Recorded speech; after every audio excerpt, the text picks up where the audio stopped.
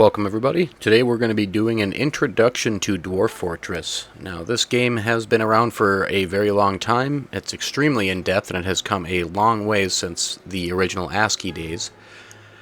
Since the updates into Steam, I've noticed a lot of people have been getting into it that probably weren't so into it originally. It was a pretty niche program with the ASCII. Not a lot of people could really interpret it, and it took some time to get used to actually playing it. Myself, even, I downloaded it back during that time period, and I very rarely played it.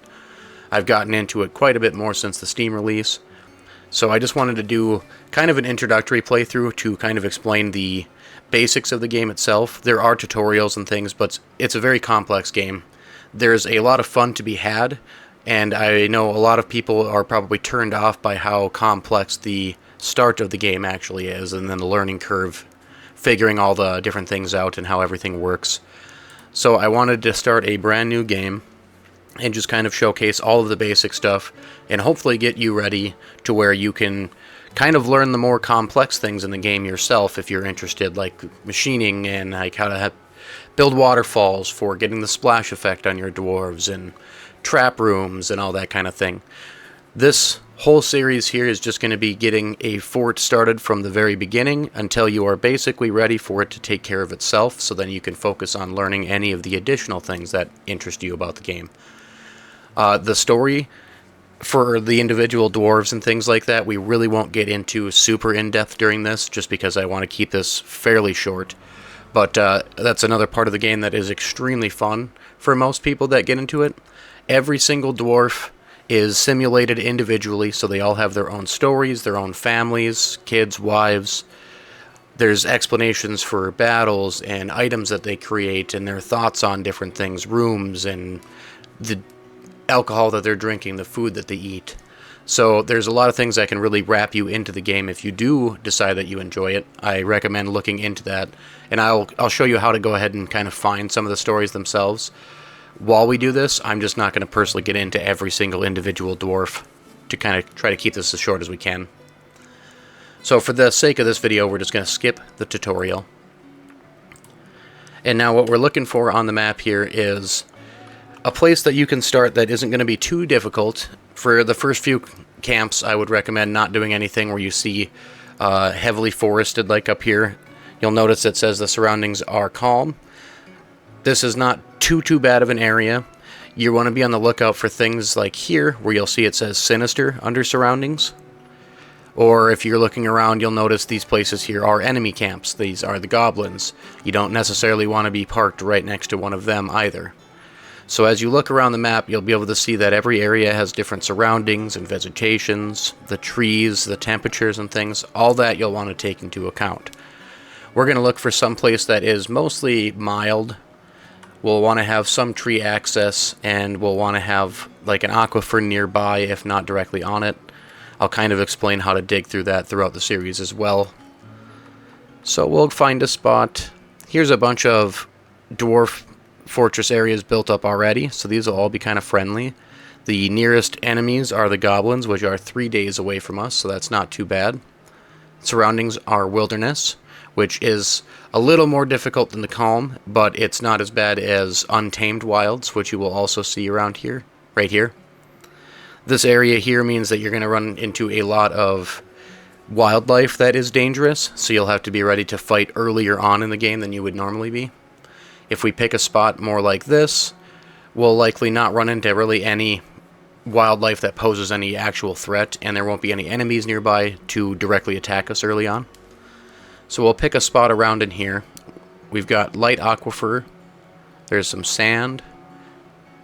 There's a little river right here. So we could even build near the river, kind of somewhere around up in here.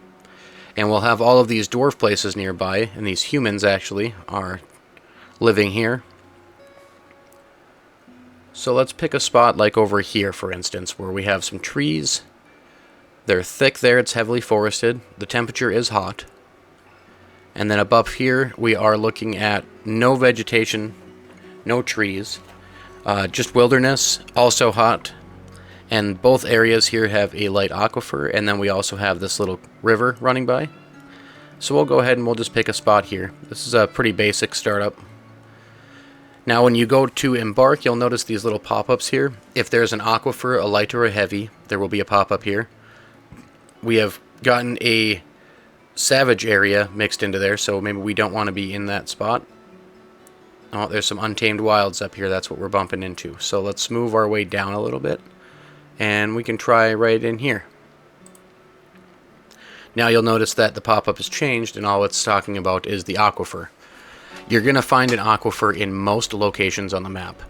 If it's a light aquifer, you don't really have to worry about it as much. It may even come in handy for the design of your fort. A heavy aquifer I would recommend trying to avoid if it's your first couple of forts, just because it's a lot more difficult to deal with. So we'll go ahead and pick this spot here. And we're not going to change any of this stuff. We'll leave it. The only differences I have in my settings compared to the base vanilla settings are I have taken were creatures and turned them off for the sake of this video. I also have limited our number of dwarves down to, I think it's 100. It really depends on how big you want it to go. The baseline is 200. It can be a lot to manage 200 dwarves if you're not familiar. So if you want it to be a little bit easier, you could focus more on a smaller group of dwarves. You can always lower that number. And the were beasts are kind of similar. They're not impossible to deal with when you know how to do it, and it's not super complex. But for somebody just starting out, I would recommend also turning them off. It's one of the random attacks that can happen that will actually infect your dwarves. So if one of your dwarves is bit by a were creature, they'll also become a were creature. Thus, it can spread through your entire fort. And there's plenty of times where you will lose a fort to an infection because you could not respond quick enough. In fact, the first time I encountered one, I had like 200 or so dwarves in my fort, and by the time I realized what was going on and had managed to get a grip on the situation, I was down to like 30.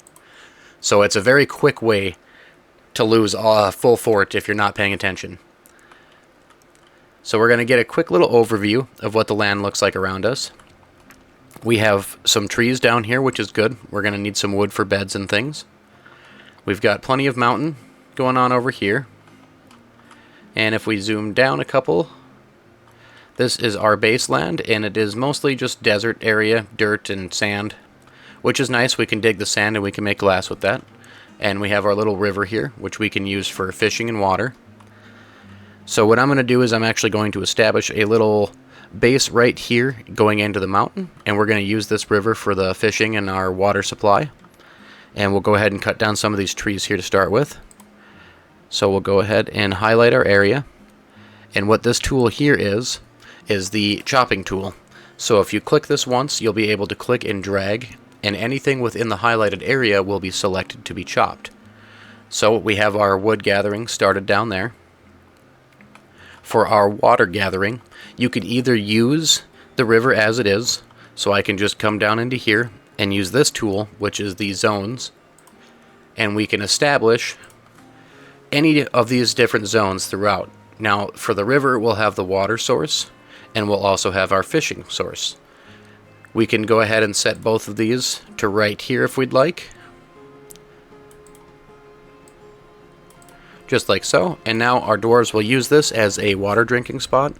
Or, what I usually do, just to make it a little bit more convenient access, when you start building your fortress, you're most likely going to be burrowing into the mountain. So instead of having to have our dwarves come all the way up the stairs and then run all the way out over to where the river is, I like to make a little trench, basically, even if it's only like 3 wide, and just bring it close to where our base is going to be set up. So now when they finish digging this out, this water from the river will fill this up, and we can actually use this for our fishing and our drinking of water. And it's just a little bit closer to our entrance, so we don't have to travel outside quite as much. I'll show you a little bit later in the series how to move the water down like into your fort and build like a little reservoir rooms for building wells and things like that if you'd like. Or if you want to build outside, you can always use the same system and just kind of blockade yourself in, so this isn't an enclosed area, and that will remain fairly safe as well. So now we've got that set up. One of the first things you're going to want to do is come down into this little bar over here, and we have all of our different tools here for our like nobles and our work orders. We're going to click on the labor menu first, and this is going to show us all of our dwarves and what jobs they have assigned to them. You'll also notice, like right here, it says this guy is a proficient miner. He's also already selected as a miner, so that's good to go. You can click through each one of these and just kind of get an idea of what everybody is good at and if they're already assigned or not. Most of them will be assigned to start with the exception of like your planter here and our stonecutter here. Neither of those were. You most likely will not be starting with somebody that can be an orderly unless you specifically chose the Embark yourself. Like if you built a group of dwarves you were going to take out, you could choose their own skills. But with the basic start out, you do not start with somebody, so you don't have to worry about that. Haulers is a job that people will do this anyways, even if they're not assigned. So unless you have a very large number of things that need to be moved, or if you are noticing that it's taking too long for things to get moved around, you don't really have to worry about setting anybody this job. What I would normally do here is take our miners, and I will use both of our stonecrafter and our mason to do mining, stone cutting, and engraving. And the reason I do this is because until we start getting more dwarves in, it's a very slow process if you're going to be burrowing out to make up your fortress, at least the start of it. So what I'll normally do is I'll set these three to do those three projects, and then make sure I have my planter set if I'm going to be growing any crops. And then obviously you want to make sure you have a fisher dwarf if you're going to be catching fish, that kind of thing. And we'll go ahead and also hit this menu where the work orders are.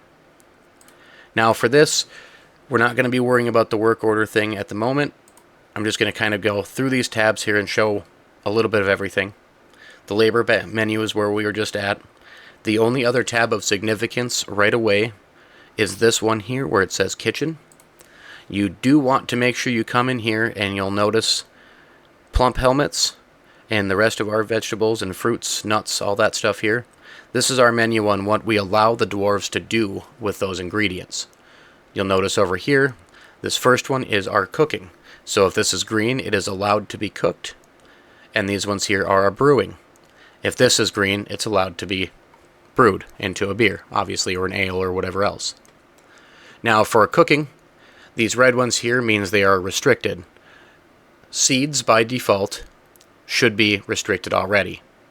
However, one thing that is not explained really, when you are cooking an ingredient, like plump helmets for instance, they will ruin the seeds from inside of that crop itself. However, that does not happen if you are brewing them. So, what most people will do, and what I recommend doing at least until you have a better idea of how the ingredients work, is to come in here and make sure you take your plump helmets and do not allow them to be cooked. These are going to be our ale makers. We're going to use all of our plump helmets simply to brew beer. A drunk dwarf is a happy dwarf. We want to make sure they have alcohol to drink always.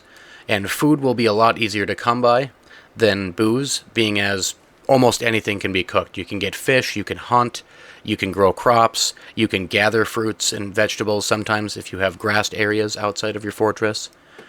Very easy to come up with food. Only specific things can be brewed, and if you end up cooking and brewing them, you will use all of your seeds and you will no longer be able to replant them. So by shutting this off, we now guarantee that when we grow plump helmets, we'll only brew with them, which means we'll also get our seeds back so we can continue to plant them and make more.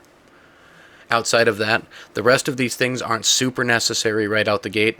I would also recommend, though, coming to this Nobles and Administrators page. And you'll notice we already have an expedition leader. Depending on your dwarf skills, for the sake of simplicity, I would recommend just making the same character all of the primary skills you're going to need right away, which would be your manager.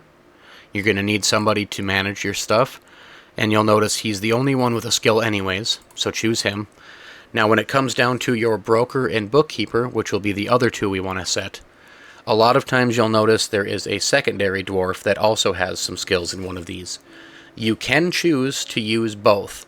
So I could set Zon as those first two, and then I could use Sarvish here instead, or I could just set them all to Zon. When you're first starting out, I find it's a lot easier to just use one dwarf, unless you have something like this, where only one guy is efficient at it. It's up to you, but having the proficient record keeper I find to be a little helpful. It's nice to have specific amounts for what you have in your inventories and like your prices and things. So for me personally, I like to keep at least a person that has a skill in every slot. However, there's really no other penalty if I chose to use Zon for that position as well, other than my numbers might not be quite as accurate. So it doesn't really affect you all that much. For simplicity's sake for this video, we're just going to use Zon for every location. Easy enough. Now we only need to have one of each of the rooms that they specify. When you give a dwarf a job, they're going to have required conditions. So for right now, this guy will need a study, and it has to be at least a meager study. And that's technically all that's required right now. You can see it's red up on the top of the bar there. The other ones being like the light blue means that there'll be requirements at some point for a specific position, but right now are not. So if you want to get a good idea of what's going to be needed, you can go ahead and take a look at this, and you'll know that in order for this guy to finish his current job, he's going to have a study. So by making all of these guys, or all of these positions, the same guy, we only need to have one study, and it takes control of all 4 of those positions for us then. And the study is fairly simplistic. For the beginning role, all he needs is a chair. That's literally it. So when we get into the mountain, we'll just literally put one chair down, and we'll just set an area on that and call it his office, and that's it. Problem solved. He can do his job now. Beyond that, we have gotten our wood chopping started. We've got a little trench area built out here. I'm going to set down an area for a pen. Any of your animals you have, some of them can be left to their own accord. They do not have to have an area where they can wander around and eat and whatever else, like cats and dogs and things. They can actually come in the fort. They don't need a place to graze or anything like that. They'll be satisfied. Some animals, however, do require a little area, so I always recommend starting one. Doesn't have to be huge or tiny or anything like that. You just build whatever you feel like is necessary. And then if you click on this little plus here where the rabbit's at, this is how you assign animals to it. You'll notice we only have one that is required to be in there right now, this 2-humped camel. It's a grazer, which requires a pasture. So we've set the pasture now, and if we give him the check mark, that will assign him to this pasture. Now, you don't have to assign any of the rest of these. They're not required. What I normally do, just to kind of keep things organized in my head, is any of the animals that I'm going to be using for farming purposes, gathering leather when I butcher them, or eggs from chickens, that kind of a thing. I assign them out here so I know when I look in here, that's how many animals I have that I'm currently using for farming purposes. The ones that are not checked are either like just random dogs and cats, or I might have some dogs trained for fighting purposes or for hunting. I'll leave those unchecked so I know I have that many animals that I'm using for other purposes. This is obviously not required on this. It says so, but just for organization's sake, that's why I do that. And now we have most of the very basic things set up. So our next goal is going to be getting started on setting up our fortress. To begin with, we're not going to go too crazy. We just need to have a room for our dwarves to sleep in, a little place for them to eat, some of our crafting areas so we can make like beds and chairs, and then an area to store any of the resources that we gather out here. So we're going to come right in line up here, and we're just going to pick a random spot like, we'll just go here. You can make this as wide as you'd like, or even like 1. Eventually I'll show you like trap rooms and like defenses and things like that. We'll get a little bit more into specifics at that point, but just for simplicity's sake, we're just going to go 4 wide like so. And now when they mine into this area, we'll be able to build little rooms off of this that we're going to use. So for instance, we're going to want to have a butcher for anybody that's out here hunting, or if we butcher any of our farm animals, they can cut up our meats and things.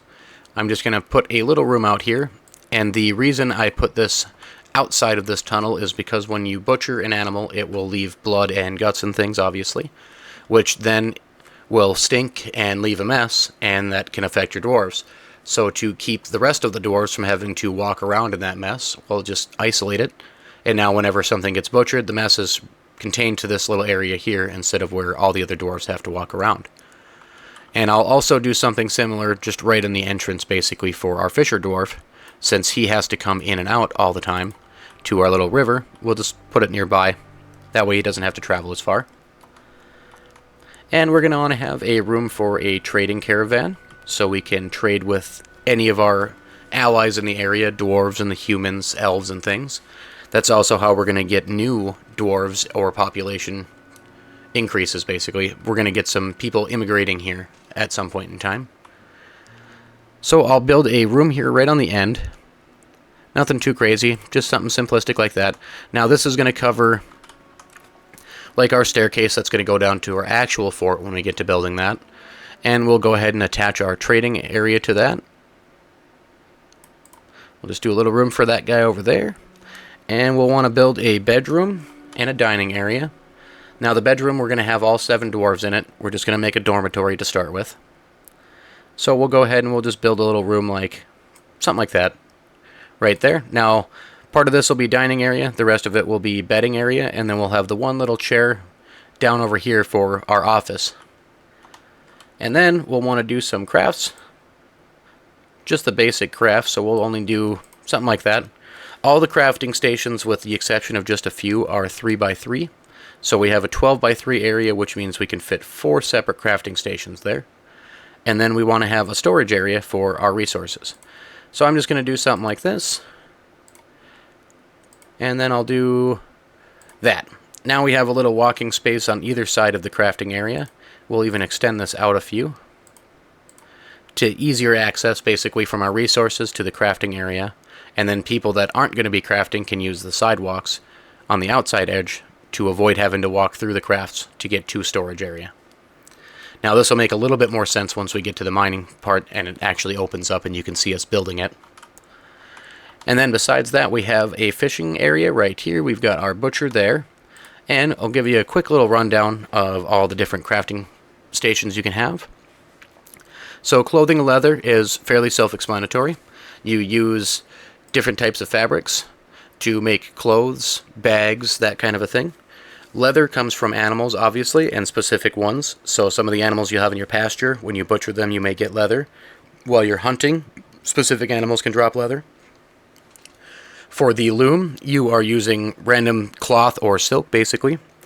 When we get into mining into the depths, we'll actually run into the caverns, which has access to spider silk. We can use that to make all kinds of different clothes and bags, etc. You get the idea. And then same thing with cloth, which we can make with different plant fibers, as well as some other things. The loom itself will be used to turn those fibers, the cloth and whatever else, into thread, and spider silk into thread to make the clothing with. The leather station basically just like here's the leather and gets it ready for the clothing. And then your clothes maker is exactly that. It uses your fabrics to make the clothes, the bags, whatever you happen to be making. And then the dyer obviously is to dye whatever you happen to be producing. The farming stations, these will come in handy. These are probably the most important, at least at the very beginning. You have to have food and you have to have booze for your dwarves. So inside the farming station you have your still, which is how you're going to make your alcohol. You have your kitchen, which is obviously for your food. Then you have like the farmer, who's going to take care of the incoming plants and things from your farms that you're growing your crops in. The fishery, obviously, pretty self-explanatory. Same thing for the butcher. And then the tanner is going to be the step between butchering one of your animals, or hunting and butchering an animal, to making the leather for clothing. You use the tanner to cure whatever hides you've taken off of the animals to make them into leather, which then you use the leather bench for to get ready for making clothes. So to begin with, we're not going to worry too much about clothing articles and things like that. We just want to be able to survive. So we want to have a farmer set up fairly close to where we're going to have crops being grown. So for us right now, we don't really have a lot of arable soil out here. It's mostly all sand. And we can use this little area here, which we may end up doing.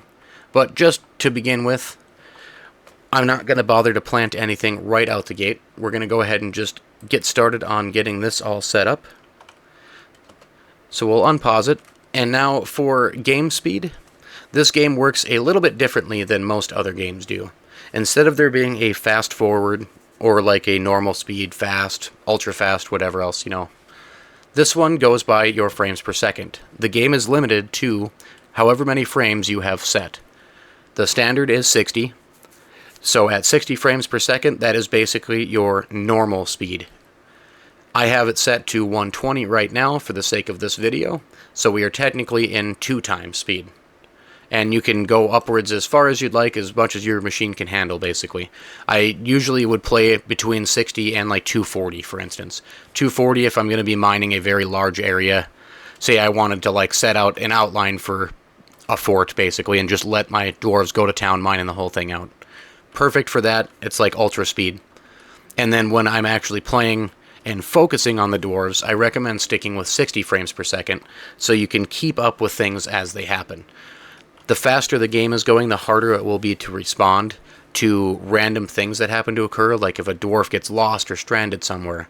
Or say I was digging this trench and I had accidentally got too close to the river here and it flooded and one of my dwarves is drowning. If I only have it at 60 frames per second, I might actually catch it in time to realize he's drowning and be able to have another dwarf come and save him. If you're going too fast, by the time you noticed the alert, it may already be too late. So for that sake, it's really up to you how quickly you want to go. I do find it's best to keep it slower when you're actually focusing on things, and then faster when you want to do a larger project that's going to be mostly autonomous. You know, you don't have to sit there and focus on it with your own hands constantly. Oops. I do want to make note that this is super cool. Black sand, the cavern floor here, this is one of only a few times that I've ever actually gotten lucky enough to bump into this, and I've always liked the way that this looks. We can use this black sand too in order to make glass, which would also look super cool. We can make like a little glass building or some rooms. We can make little glass windows to decorate the rooms we have built inside. All kinds of cool things. So you'll notice, oops, I gotta zoom out here. We have finished chopping all of our logs, and they're not moving them for some reason. They're just sitting out here where they had fallen. That is because we have not set a storage area yet. As you've noticed, we were mining one out here before they suddenly stopped. The reason for this is almost always because they have run into an unsafe mining situation. This, right here, is most likely going to mean that these stones here are wet and it's holding water behind them. If we actually forced them to mine through this, it would create a hole which then would allow this water, or lava in some cases, to leak through, flooding our current cavern, possibly killing your dwarves, or worst case scenario, filling your entire fort, which has happened many times before. So, when you see something like this where they have stopped mining, the easiest way to tell what it is to click on the mining tool again, and you'll immediately notice it has water droplets here now. This is telling you that this is a water barrier, basically. These stones are wet, so whatever behind it is going to be water. This is basically like a reservoir right now. We could actually come back over here and click this again with the mining tool, and your dwarves will come over and mine it. However, that means that all this water behind it will now be able to come through. So, we're not going to do that. Instead, we'll just erase that there. And what this is the aquifer that we were talking about when you picked your Embark location at the beginning. This is an aquifer system, and that means that throughout the mountain, there is basically separate floors, like we're currently on here, that are filled with water. In order to drain them, you can do a number of different things. If it's coming from off of the map, like the river out here is, for instance, right here, this is infinite water. If there is a water supply coming from the exterior of the map, you can never drain it. So even if we dug all the way down to lava right here at this border, it would forever be spilling water into that lava pool. However, water that is isolated from the edge of the map, so say this water behind this wall only comes out to like right here, for instance, then that means we can actually drain this water. Easiest way to do so is to come from above and find a spot like, say, here, where there's obviously no water, right? We can tunnel down from there directly into this water system and then continue through it down, down as far as we want to go, and it will slowly drain the water down to that floor. Now, you do have to be a little bit careful. If we happen to mine down into this and say the entire floor is fully flooded at 7 of 7 water for a tile, which is the maximum a tile can hold, your dwarves will just instantly drown if they step in it. And on top of that, another thing to note is that water does have pressure in this game. So if we happen to have mined down, say, like 4 floors from here, and put a well into this water system up here, for instance. So let's say we've got a barrier right here between this water area and where we want our well to be, and we went down 4 floors, and then I tunneled into this section and put a well on top of it. Because this water level is higher than this, we will actually be filling this up, and the well will flood. So that room would actually slowly fill with water, making it so you can't not only use that well anymore, but if you enter the room, you will drown, or possibly, worst case, it will continue to flood, and again, you can flood your entire fort. So you have to be careful with where you're building and how you're building when it comes to the fluids in the game itself. Now for this, we don't really have to worry too much about it, considering we don't need a lot of space. This is mostly just going to be storage, so we could always, mine over here for more storage, whatever we want. But I'm not too concerned about it. We didn't need a lot of space for what we're doing. We're going to go ahead and set up our carpenter. This here is going to make beds for our dwarves. That's really the only thing I recommend using the carpenter for right away, other than like some barrels maybe, or bins if you absolutely need some extra storage. Stone is infinite. You're going to be mining pretty much all the time, so you have plenty of stone to use for resources. Wood is limited, as you can tell, especially on this map. We have just this little area here that's actually grass, so we're not going to have a ton of trees growing. To add to that, if you don't want to create any additional enemies for yourself, the elves do not like it when you chop trees. After you become acquainted with them, they're going to request that you limit the amount of trees you chop every year to a specific number. Now, you can agree to it, or you can basically tell them to get lost, but eventually they're going to become upset and they may attack you. So, if you want to become friends with them or remain friendly with them, it is recommended to keep your chopping processes down below the number that they're asking. And it's normally not extreme. They don't tell you, like, we need you to chop less than 3 trees or something. They might tell you 25 and then even up that number to 35 when you accept the deal. 35 trees is actually quite a bit of wood. It'll be plenty for what you need it for. Other than that, if you're going to be using the wood for crafting, you may end up running into an issue with the wood supply itself, and thus, creating a problem with the elves. So mining, definitely 100% use stone for everything you can. Beds do require wood, though, so you have to have at least enough for that. So we'll create the carpenter, get that ready. Our next one, we're going to want to have a stone worker. We need to have both a still and a kitchen. So 1 still there. I'm going to actually set these 2 down here. And a kitchen. Just like so. And now, when they get done building those, we can have the carpenter go ahead and make us a handful of beds, and we can make the stone crafter get started on creating different furniture things that our dwarves are going to need. Chairs and tables. Eventually we're going to need cabinets and like little treasure chests for them and all that kind of stuff.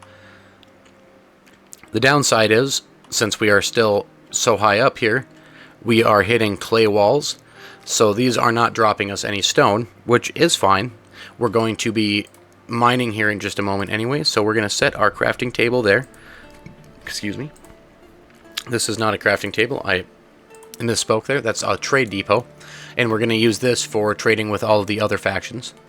And then we're going to go ahead and set up a staircase just like right here in the corner for now. Just going down. We'll just go down to, say, 20. And we'll see if anything pops up while we're doing our mining. You're going to want to keep an eye on this just to make sure, A, you don't run into anything dangerous like the cavern level and opening it up when you're not prepared to be there yet. And B, because you might want to see something like this. So we mined down only 1 floor, and then the next floor we immediately hit more water. So there's an aquifer. even larger directly below us. The downside is this is still clay wall, so that did not really help us for our rock, but that's okay. If you want to avoid messing with the aquifer, you can always kind of mess around by digging in different directions. So I could say set a tunnel up down this way, and when they're done mining it out, I can try and put a staircase down here and see if that's outside the aquifer. Or you can always do the draining. You can just mine right through it and just keep on going until you get to an area where you can drain all the water out. That works just as well. For the sake of this, right now I'm not going to focus on it too much. I'm going to let them get the rest of these areas fixed. We're going to go ahead, put up our fishery here. And we're also, excuse me, we're also going to get our butcher put up. And we're going to set him right down here. Alright, now we have all those guys getting that finished up. I'm going to go ahead and clean up the last little bits of our ditch here that they did not dig out. And we're going to go ahead and set this up like so.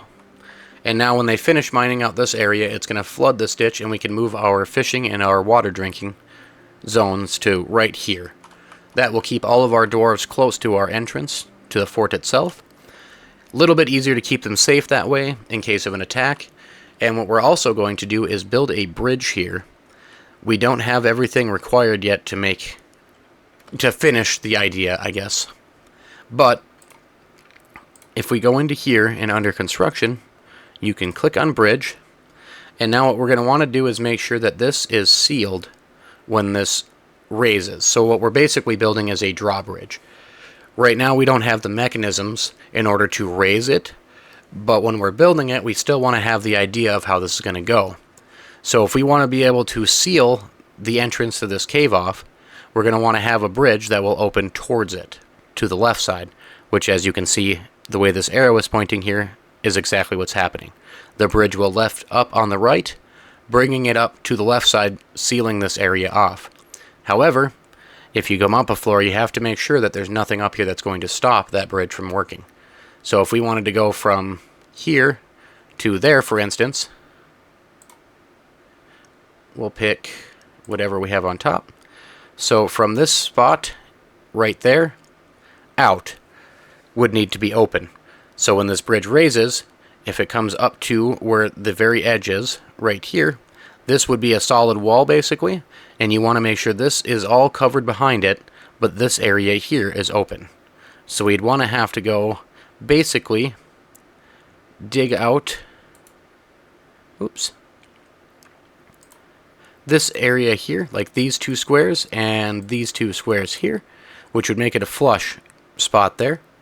So you can actually do a tunnel, basically making like a ramp down, like so.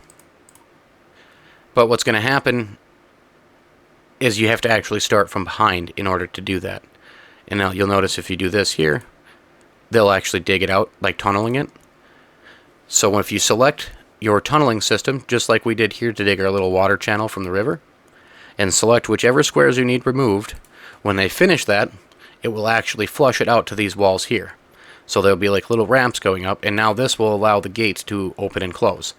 Once we have this set up, if something is to say attack us from out here, and we get a notification, we can have what's called a burrow set up, where all of our dwarves will go to hide, any dwarf that we have assigned to it.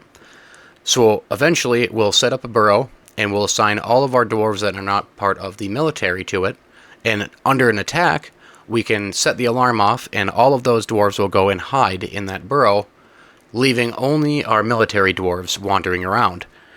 We can then seal this by pulling a lever, which will raise this gate up, making the entrance completely inaccessible from the exterior. And since we are inside of the mountain, we will no longer have to worry about whatever's out here attacking us.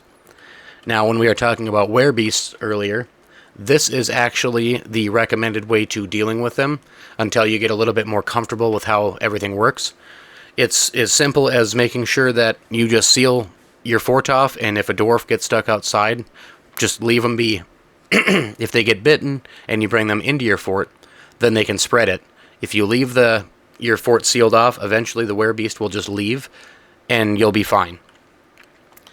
A little bit later, when we get into actually building the real fort itself, I can explain a little bit better how to take care of them if you get infected inside of your fortress and you didn't have the opportunity to seal them out. But, again, for the sake of this, I do recommend just having them off so you don't have to worry about it. And I think this is where we're going to leave off the first episode here. Now, this will be one of probably a handful. I don't know exactly how many episodes yet because there's still a lot of things to cover. But this will be just establishing the entrance to your fortress itself, making sure you have a place to drink and fish. So I guess right before we do wrap this up, let's go ahead and showcase this. We had put in our water gathering over there. So now that we have this instead, let's go ahead and make this where we gather our water. We can select this and remove it using this little circle with the cross through it, slash through it. And we're also going to set a fishing area over here. You can even see there's some flies and things over there buzzing around. We've got a little sheep there. Alright, so now, instead of going all the way over to the river, we will do our fishing and our getting of water for drinking right there. And then inside, again, before we wrap up, I will quick show you how to create your furniture, because you're going to want to have your beds and some tables and chairs for eating on, and then obviously the chair for your noble's office set up as soon as you can, just to make sure you have everything ready to go. So for the carpenter, we can sit here and click on make a bed, just like that, under new task, and they'll make one bed, and when it's done, this task will remove itself from this menu. If you click this, they will make beds forever until you shut it off or they run out of materials to do so with. We don't want to have infinite beds. We only have 7 dwarves right now, and we're realistically not going to build a lot up here. This is more or less just for the early comfort for the dwarves until we can actually get started making a real fortress. So we can do that, or if you have an office set up, you can use work orders, and you can select whatever you want to be done, and it'll bring up this little menu here where it's going to make 10 beds. And once the 10 beds are done, it will remove this work order. However, you can alter this. This here is the number that you are currently making, so we can set that at whatever we want. We'll just say 7, since we only have 7 dwarves right now anyways. So that is making 7 beds, and then once that's complete, it will exit, or cancel this out. If we want to change how this functions, we can click on this, and you'll notice this is set to a one-time order, which is what I was saying, where it will make just the 7 and remove this from the list. If you click this, it will change how often this is done or checked, basically. So if we hit that once, restarts if completed, it will check daily. So this will finish making 7 beds in a day, it'll stop, and then the next day it will restart and do it again. Clicking it a second time changes this to doing the same thing once a month, then once a season, once a year. For these guys down here, these suggested conditions, this is a way to check your storage and your order, basically. So, what I mean by that is the amount of beds right here available is less than 10. So if we click this and we have, say, 8 beds in storage only, this will do a check, and if we have less than 10 beds, so the 8 that we have, then it will go ahead and make 7 more beds. The next time it checks, which is also affected by your conditions here, so daily, monthly, etc. So let's say we have this set at monthly. Once a month, this will check and see if we have 10 beds. If we have less than 10 beds, it will do whatever our order was, which here is making 7 beds. If we have more than 10, it will skip it, wait a month, check it again. This is a good way to maintain a specific amount of something. Best examples is like your booze or your food, for instance. You want to have X number of prepared meals to make sure all of your dwarves are fed. So you want to make sure that every dwarf will eat like once a month. We'll say for this here, once a month is the standard rate. So dwarf will eat once a month. If you want to have 1 food per dwarf only, you don't want to have any food in storage for whatever reason. You have 7 dwarves, that means you have to have 7 food every month. in order to just feed your dwarves. So you could set that then to check once a month. If you have less than 7 food, make 7 more. That means you have another month's worth of food being made, so you'll always have, at the very minimum, enough food to feed every dwarf for 1 month. Obviously, that's not the most effective way to do that, since you'd want to have extra food in case you have any people immigrating in or anything like that happening. Food for, farm animals and things as well, but you get the idea. That being said, we're not going to monkey with that for the beds. We really only need the 7 beds for now. And we'll go ahead and... we don't have any stone right now, so just for the sake of further explaining this, I'm going to go ahead and add additional work orders here.